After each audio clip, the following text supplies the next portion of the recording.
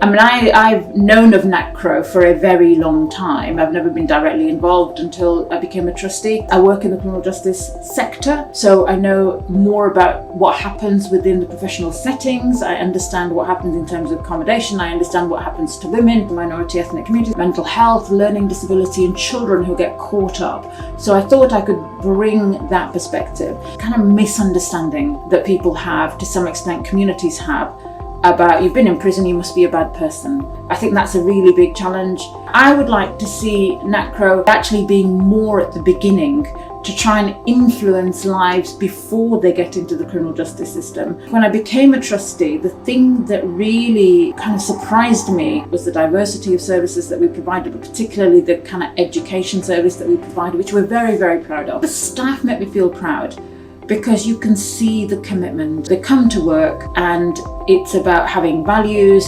principles. They're really clear about why they're doing what they do, not just because Nacro does good things, because they want to be a part of that.